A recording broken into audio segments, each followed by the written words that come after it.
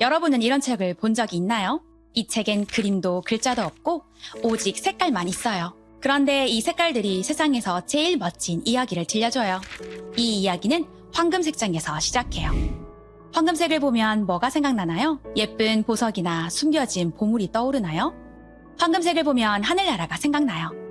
하나님 말씀인 성경에 보면 하늘나라에는 황금으로 된 길이 있다고 말해요. 그런데 그것보다 더 놀라운 건 하늘나라는 하나님이 계시는 완벽한 집이라는 거예요. 여러분은 하나님이 어떤 분인지 알고 있나요? 하나님은 세상을 만드신 분이에요. 하나님은 온 세상의 모든 것을 만드셨어요. 하나님은 완전하시기 때문에 하나님의 말씀인 성경 말씀을 믿을 수 있어요. 요한복음 3장 16절에 보면 하나님이 세상을 이처럼 사랑하사라고 했어요.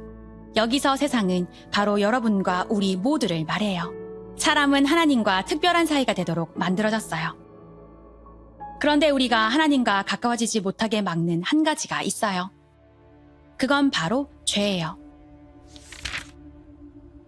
죄는 하나님을 슬프게 하거나 하나님의 말씀을 어기는 거예요. 나쁜 생각을 하거나 욕심 부리거나 거짓말을 하는 것처럼 말이에요. 로마서 3장 23절에 보면 모든 사람이 죄를 범하였음에 라고 했어요.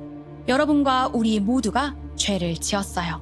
성경은 죄 때문에 우리가 하나님과 영원히 멀어지게 되는 벌을 받게 된다고 말해요. 그래서 하나님과 가까이 지낼 수 없고 하늘나라에도 갈 수 없어요.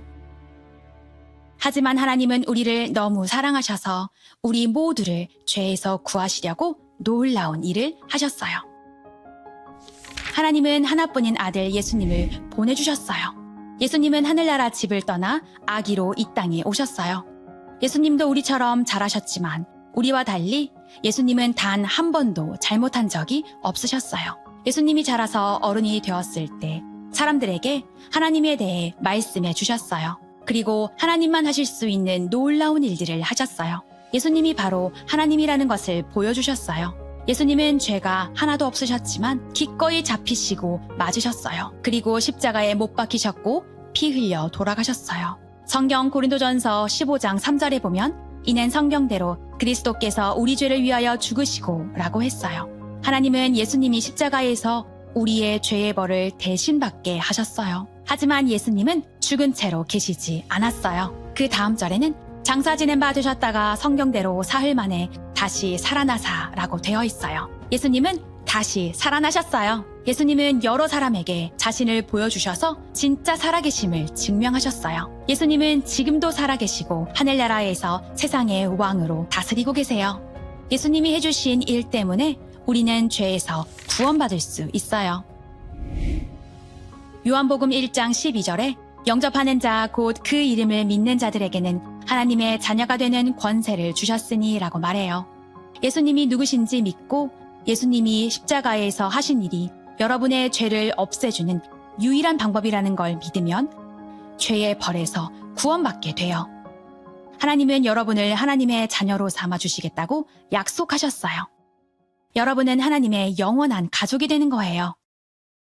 우리가 이 땅에 사는 동안 언제든지 하나님께 기도할 수 있어요. 하나님은 언제나 도와주시겠다고 약속하셨어요. 그리고 우리가 죽으면 하나님과 함께 하늘나라에서 영원히 살게 돼요. 오늘 예수님을 믿기 원하나요?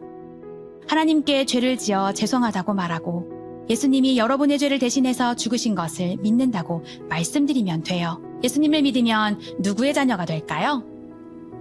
하나님의 자녀가 돼요. 아까 성경에서 뭐라고 했는지 기억하나요? 예수님이 여러분의 죄를 위해 죽으신 것을 믿으면 하나님은 여러분을 하나님의 자녀로 삼아주신다고 하셨어요. 그리고 또 하나의 약속이 있어요. 하나님은 항상 여러분과 함께 하시겠다고 하셨어요.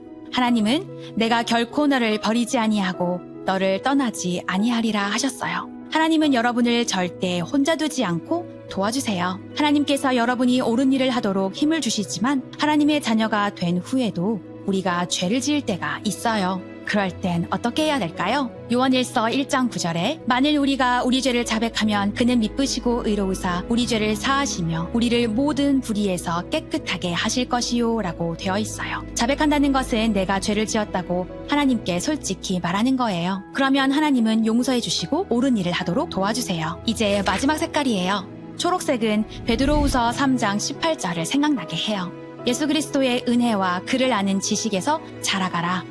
하나님의 자녀가 되면 하나님께서 우리가 하나님을 더 잘 알고 하나님의 뜻대로 살 수 있게 도와주세요.